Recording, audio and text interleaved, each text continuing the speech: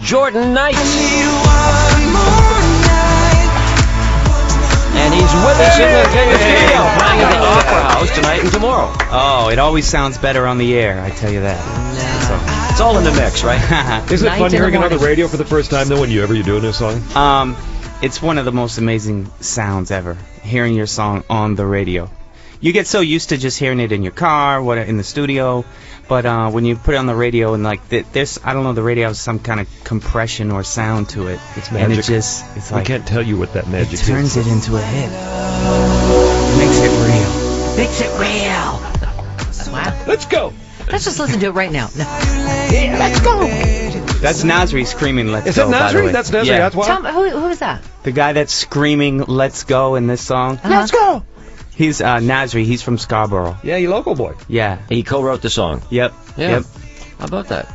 He co-wrote a lot of songs for the New Kids too. Do you remember the New Kids on the Block? You heard of it? Yeah. Where did they go? He wrote a song called "Summertime" a couple years ago that those guys recorded. And it was right. awesome. Yeah. So how did that connection happen? I met him through doing the New Kids last album. Yeah. And we stayed in touch, and through the process of getting songs, getting tracks and stuff like that, I had one track, the track to One More Night. It had no lyrics on it. It had no melody, nothing. It was just a track. And the feel of it, I really thought that Nasri could nail a lyric and some melodies on it, and we've worked so well together. So I just called him up and I sent him the track. So where did the track come from? The track came from a local guy, a Boston local guy, DJ. You just put the music together and then gives it to you. Get it, and you think, oh, that'd be great with some words. You buy it, you get it, then you send another guy to do the lyrics? Is that what you do? You get to. There's so many different ways that it works. You could work with a producer, and then the producer say, well, what's the deal? And you may pay for the track or pay for his services, and then the writer usually gets money afterwards. Not really up front. Nasiri did a great job. Those are great lyrics, but I would have been curious to know what Weird Al Yankovic would have done with it.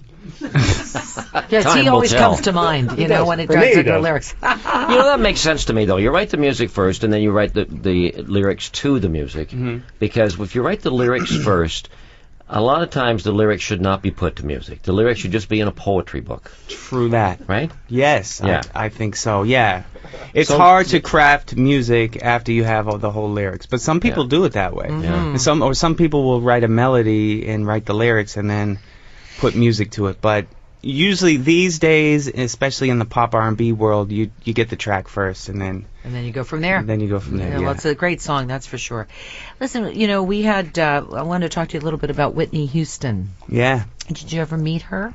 I met her at one time it was actually at the Super Bowl when she sang at the Super Bowl. Oh, wow. Yeah, I met Star her in Spangled Banner, that 1991. Yeah, met her in the hotel, and she was like, yeah, they have me back because they thought I was lip syncing last year, so I gotta go do my thing and show these people what's what's the real deal. So it's really tragic, and on the news you see all these people are saying it's awful. They let her, everybody knows she had a problem. Yes. Everybody knows that, and for her to be wandering around Hollywood, half in the bag, and everybody's seeing her for days. It is irresponsible. And a lot of times when you are a star and a celebrity, people don't want to say no to you. People don't want to make you angry. All they want to do is kiss your butt and say yes to you. Including doctors. Including doctors, right? That's for sure. And it's really tragic what happened to her.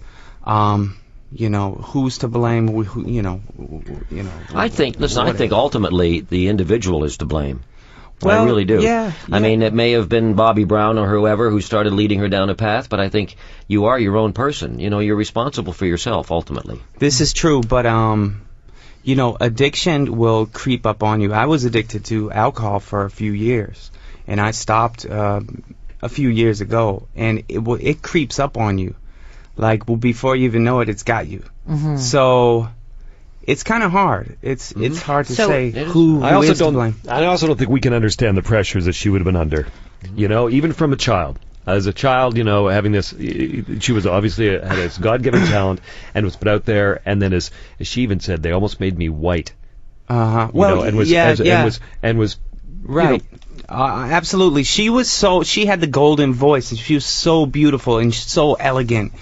And she was, America's princess, really. And to live up to that is really tough. And I think that's a lot of celebrities. Michael Jackson, when you heard him talking to his doctor when he was like, half in the bag on whatever drugs he was on, he was saying, I want people to go away and make sure that they realize this was the best show ever. Elvis couldn't do it. The Beatles couldn't do it. Like, he's holding himself to such a standard that it's impossible. He's already amazing. Yes. Like, stop it. But stop he it, doesn't. stop it. But he doesn't realize that. Right. Yeah. Exactly. And then, of course, they take these medications for anti-anxiety or to sleep because they're thinking about things all the time.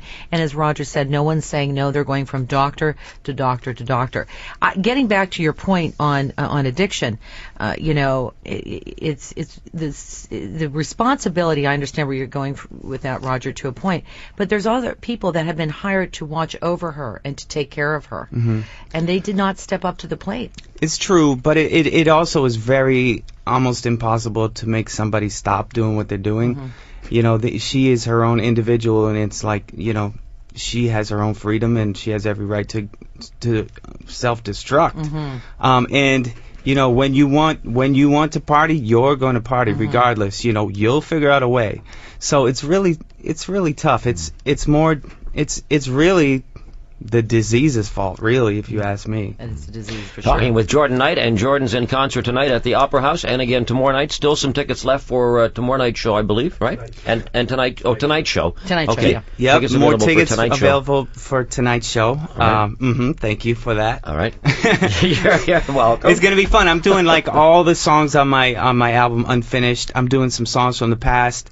Songs that you've heard on CHUM-FM. Thank you guys.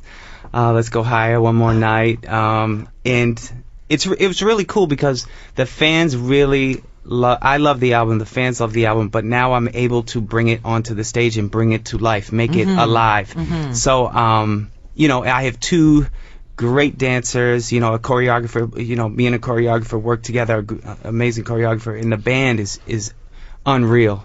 The band is just amazing. So it's a full production, it's the real deal, and it's a lot of fun. Well, have a great time while you're in Toronto. Tonight at the Opera House, again tomorrow night. Jordan Knight, Yeah. thanks Thank for you, joining in. guys. Nice to see you George, again. thanks for talking to us about all sorts of things, and nice to see you again. Breakfast